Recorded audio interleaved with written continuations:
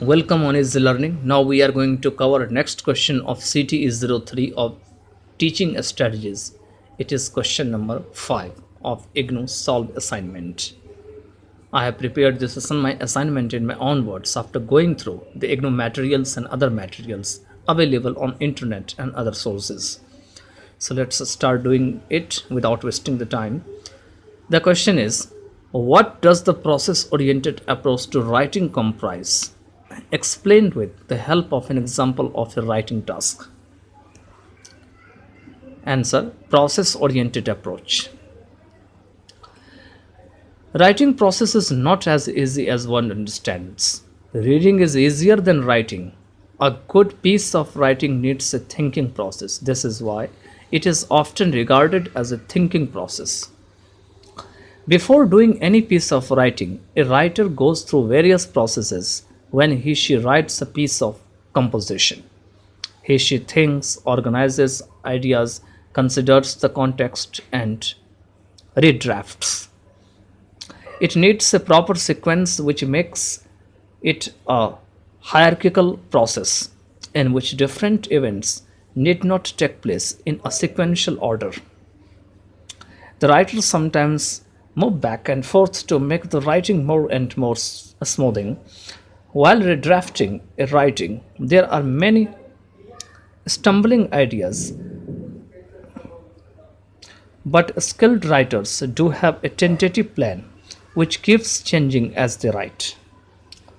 Before arriving at the final product, an essay, and articles, travelogues, novels, fiction, non-fiction, good writers adopt various processes. They plan, generate ideas, draft, read, revise, and rewrite.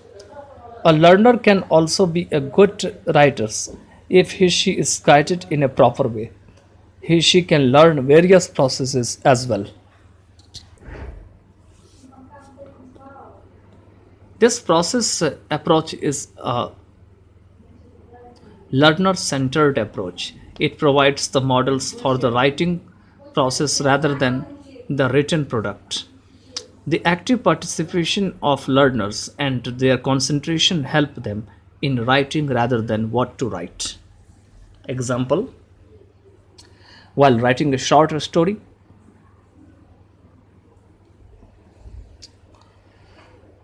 use kind of things we need to keep in the mind. There are different things we keep in the mind before writing a short story. At first, we have to create a chain of incident.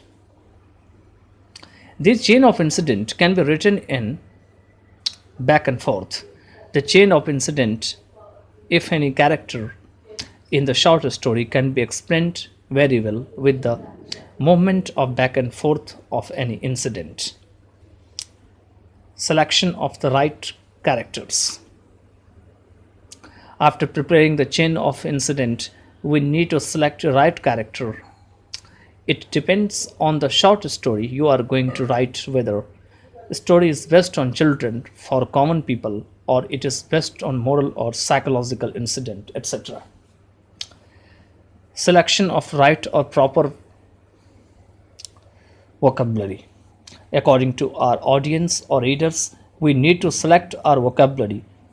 It should be neither too much tough nor flexible.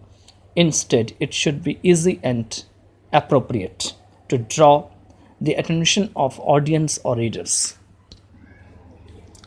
Selection of appropriate sentences or grammar. It also depends on the readers we are going to write. We should usually use simple or compound sentences in place of difficult or complex sentences. The grammatical structure should be very correct. Sequence of a short story. A short story should have introduction of characters briefly with the theme of the story. It should have plot, structure, and conclusion at the end of the story. But some stories are not final with conclusion, and the writers leave the things on the readers or audiences. With this my assignment is over. It was the last question of this assignment.